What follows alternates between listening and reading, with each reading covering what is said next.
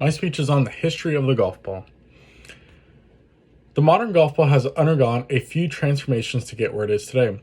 The origins of the golf ball can be traced to 5 distinct stages of evolution, from a wooden ball in the 14th century to the modern balls made up of a rubber core that we see today.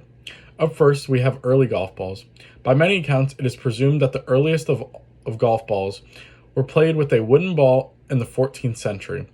It has been refuted that wooden balls were never used in the links golf in Scotland, but instead they were used in the early games that were similar to golf.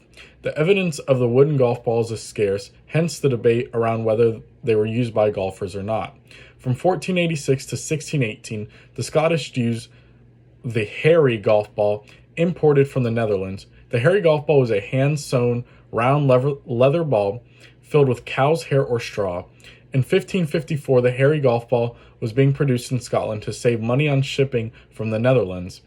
These balls continued to be used even after the introduction of the feathery golf ball in 1618 because they were less expensive, thus becoming known as the common golf ball. They were used up until the early 18th century. Next, we have the feathery golf ball. In 1618, the feathery golf ball was introduced, which was made similar to the Harry golf balls, but with goose or chicken feathers. Since the feathery ball was filled with feathers, it was able to be stuffed more full than the Harry, making it harder, thus able to fly farther. To make a feathery, the feathers and leather would be shaped while wet. Upon drying, the leather shrank and the feathers expanded, creating the desired hardness for the ball. Once dried, the feathery would be painted and the ball maker would add their mark to it. This process of making a feathery was very time consuming, which made them more costly.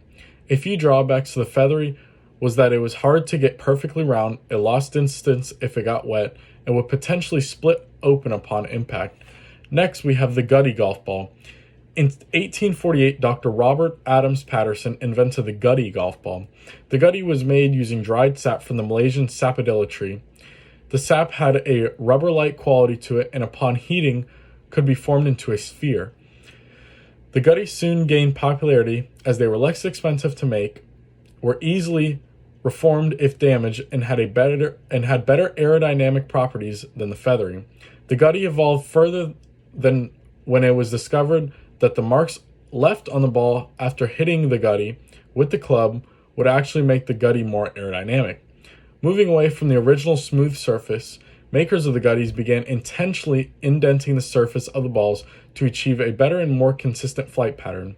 By 1890, Gutties were being produced with molds which made their quality consistent and increased their affordability. One of the commonly used patterns on the Gutty was known as the bramble, which were raised spherical bumps along the surface and made it resemble the bramble fruit. Lastly, we have the modern golf ball. In 1898, Coburn Haskell made a discovery while working at the B.F. Goodrich Company when he wound a rubber thread into a ball and bounced it. Haskell discovered it had a lot of bounce and thought to put a cover on it, and just like that, the rubber golf ball was born. The early process of making a rubber golf ball involved a liquid-filled or solid round core which was wound with a layer of rubber thread to create a larger round inner core, which was then covered by a thin outer shell. Initially, the rubber golf balls were made with the bramble patterns like the Gutty balls. However, in the early 1900s, it was discovered that inverting the dimples to go inward gave the ball a better flight pattern, which was easier to control, thus bringing the modern look to the golf ball that we've been accustomed to today. In later years, we have made the discovery of adding layers to the golf ball. Golf balls began to be classified by how many components are used in the layering and constructing of the golf ball, either a 2-piece, 3-piece, or 4-piece ball. In 1967, the Spalding Company became the first company to patent and develop the solid golf ball. Golf balls have come a long way from where it started, being made out of wood, then filled with feathers and straw, to the modern rubber golf ball. What will the golf ball evolve into years to come? Thank you.